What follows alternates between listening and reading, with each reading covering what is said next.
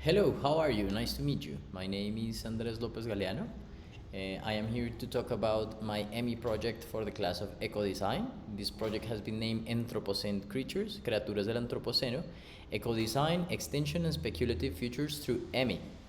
Así que bueno, como a nivel general, the objective of this experience is to be able to explore various definitions for the eco-design class, like biomimicry, biomimesis, extinction, extinción, speculative futures, futuros especulativos, ecosystemic thinking, pensamiento ecosistémico, y por último, en AI-assisted creativity. Through the design, all of this through the design of hybrid Anthropocene creatures and environmental storytelling. Entonces el objetivo de esta actividad es que los estudiantes logren entender que los humanos hacen parte de ecosistemas, que hay diseños o que el diseño has environmental consequences, tiene consecuencias ambientales, y por último que el diseño especulativo, o how can speculative design help us imagine possible futures. Of course, claramente, pues es un ejercicio también de vocabulario, ¿no? Entonces ya hablábamos de los términos antropoceno, biomímesis, biodiversidad, bueno, que hay muchas categorías que se pueden incluir. Y aquí les muestro algo de sus resultados. Estos animales se crean con inteligencia artificial. It's a mix of artificial intelligence, design, storytelling, and eco-design. Okay, so we start talking about the future. What is the future? See, here I see myself as a storyteller, as a speculative designer, and a future narrator. What do I have to do? Because I am not a grammar teacher, I am a storyteller, and I want them to relate to stories they know to talk about the future. That's why you can see Wall-E, Princesa Mononoke, pueden ver Avatar. I try to ask students which movies remind them of definitions of which movies or cultural content talks about the future, okay? Also, también se pueden generar como preguntas detonantes. What is the future? Can design imagine future ecosystems? Are humans still animals? Or the difference between animals and humans? What happens when ecosystems collapse, right? So I want to apply an MA strategy where students may answer in English, use Spanish for clarification, negotiate meaning collaboratively, you know, because I want to activate translanguaging, I want to activate participation.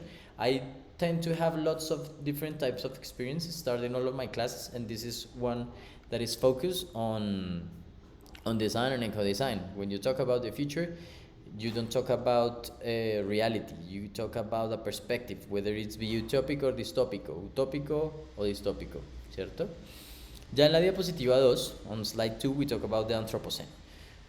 Para quienes de ustedes estén familiarios con esto, se trata, digamos, de la capacidad del hombre to be able to transform, to manipulate the environment. And I like to compare the Anthropocene with Betty la Fea. Entonces, in the left, you have an image of climate change. In the right, you have an image related to pollution.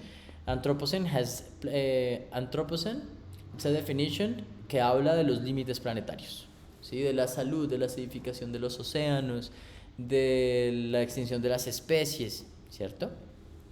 Y de hecho, the Anthropocene, such as the same as Betty la Fea, is a global phenomenon. Yeah, because who doesn't know who Betty la Fea is? We even have a barrio here in Teusaquillo, in Bogotá. There is a touristic house where many people go. So, to be able to go to my point, Betty la Fea became a global cultural phenomenon with adaptations around the world. And this happens with the Anthropocene.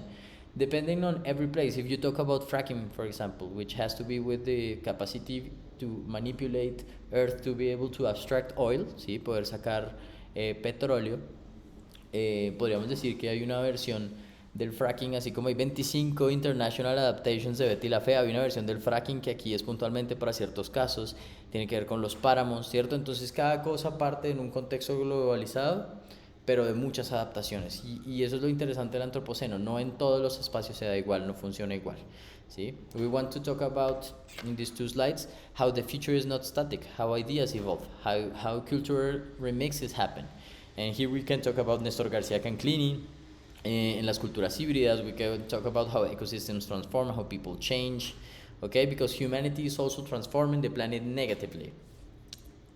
Hay muchas cifras de esto. Entonces digamos que aquí lo que yo hago es to be able to give cifras, ¿cierto? To give information regarding the impact of humans in Earth, especially the industries that are related to design and fashion, because this class, eco-design, is for students of the Santo Tomás University for professional fashion and graphic design. So, furthermore, we talk about biomimicry. See, although the definition, yeah, is a design approach that learns from nature's forms, systems, and process to solve human necessities or problems. Yeah, just like EMI, it's an approach on culture and notion of self. Yeah, to have a little twist, to be able to see things that are related to my own experience in a different way. So, antropoceno puede ser definido como la capacidad, ¿sí?, de entender que nature already invented many solutions. La naturaleza ya inventó muchas soluciones mucho antes de que lo hicieran los humanos. El velcro, que se utiliza para lo adhesivo. The geckofit, las paticas de los guetos que uno ve en los paseos. La hoja de loto se utiliza para limpieza. La biomimicry, los biomateriales, perdón, el mushroom leather, el nopal leather, ahorita hay un montón de tipos de cueros, ¿cierto? Y es que este tema de biomímesis es lo que nos ayuda a entender que hay una relación con la naturaleza, con la noción de que nosotros tenemos del futuro en el contexto del antropoceno, que recuerden que es esta capacidad de afectar, ¿cierto?, el mundo humano. ¿Para qué? Para poder introducir el pensamiento ecosistémico. Because humans are not outside ecosystems, humans are ecosystems. So, we could talk about Boaventura de Sousa Santos, Ecología de Saberes, the ecology of knowledge. And this is an important connection in this slide, because we go from talking about directly the environment and how design copies from the environment to be able to talk about the hoodie or garments as cultural ecosystems also. Because students need to understand that fashion is an ecosystem, design is a cultural language, clothing expresses identity, and garments and symbols. To do this, we check out a video of the MoMA Museum of Art that talks about the 100-year history of the hoodie. And it's very interesting because it has all types of approaches, and throughout discussion questions that you can see on the left, we get to understand how every student perceives this. I ask students after they watch the video to take notes, to speak in Spanglish, right?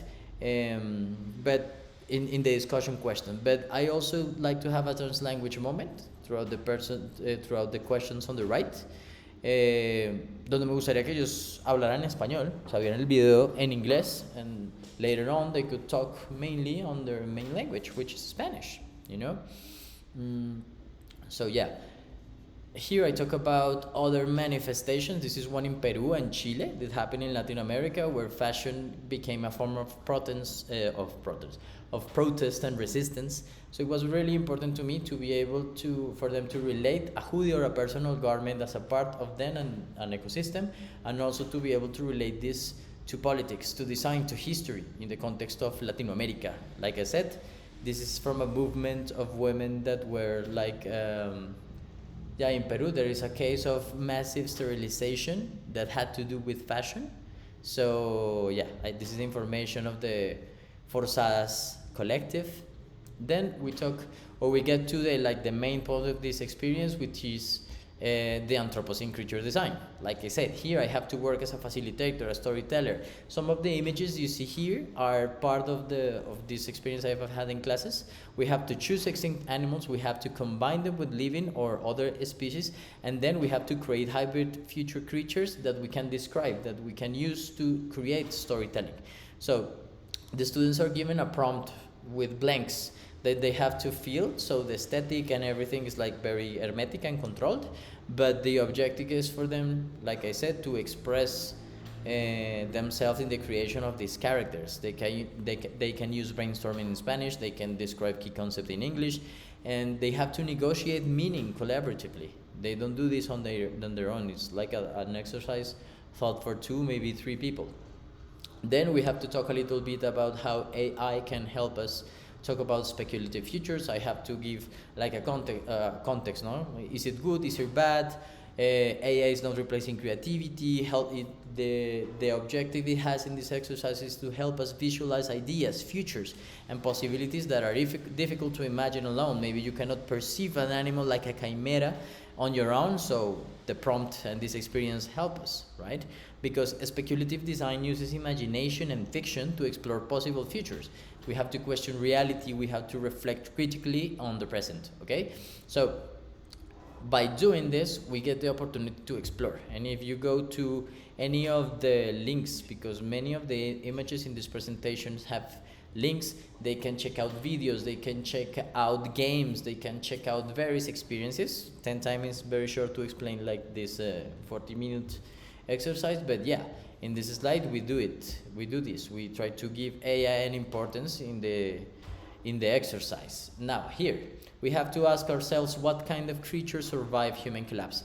Este es el punto focal del storytelling, okay? Ahora, they have to do a writing task. They have to do a 3 to 5 sentence in English where they must include extinction cost, adaptation, and ecosystem roles. O sea, aquí podemos pensar historias para nuestros personajes como queramos. El futuro es infinito y puede ser anything, ¿ok? Podríamos pedir que lo anclen a su cultura, a su vida, a su cotidianidad, a su barrio, a su casa, y podríamos pensar y dar atributos a estos nuevos animales. We could say that this species evolved after oceans became toxic. We could say its skin filters polluted water, or its skin repele, ¿cierto?, el sol, porque ya entonces el efecto invernadero del cambio climático, subieron las temperaturas, ¿sí? Es un animal que sobrevive inside abandoned cities. We can imagine, we can visualize, okay? So students may draft ideas in Spanish, but final concepts and vocabulary remains in English, at least written, okay? And last but not least, I wish this exercise has like another point that relates to the use of technology. We are using Spatial, which is a graphic design platform, to create an environmental museum of Anthropocene creatures.